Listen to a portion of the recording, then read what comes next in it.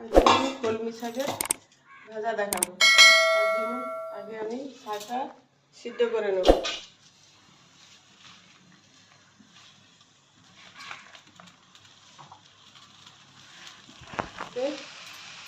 নুন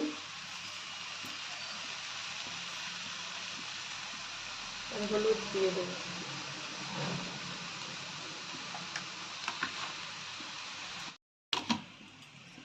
শাক ভাজাতে আমি শুকনো লঙ্কা, রসুন বাটা, পেঁয়াজ কুচি দিয়ে শাক ভাজবো। এটা খুলে দেবো। শাক সিদ্ধ হয়ে গেছে, এই ঝুড়িতে ঢেলে দেবো।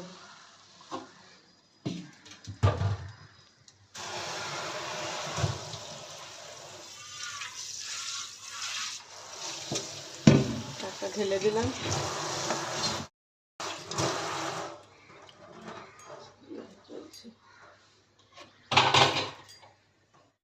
দিয়ে দেবো।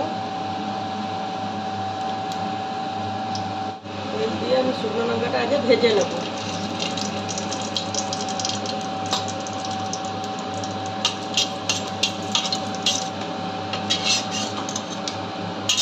তারপরে আমি রসুনটা দিয়ে দেবো। রসুনটা বেশি ভাজবো না, হালকা করে ভাজবো। তারপরে পেঁয়াজটা দিয়ে দেবো।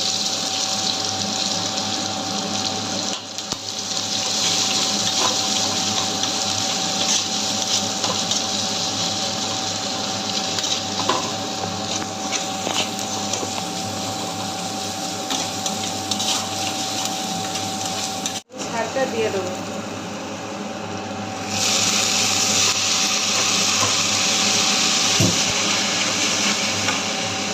লঙ্কাটাকে আমি ভেজে গুঁড়ো করে দেবো, শুকনো লঙ্কা।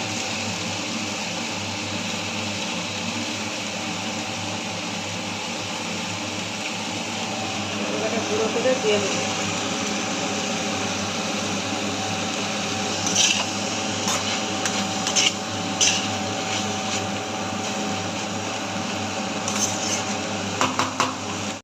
শাক ভাজা হয়েছে, আমি সরষের তেল দেবো।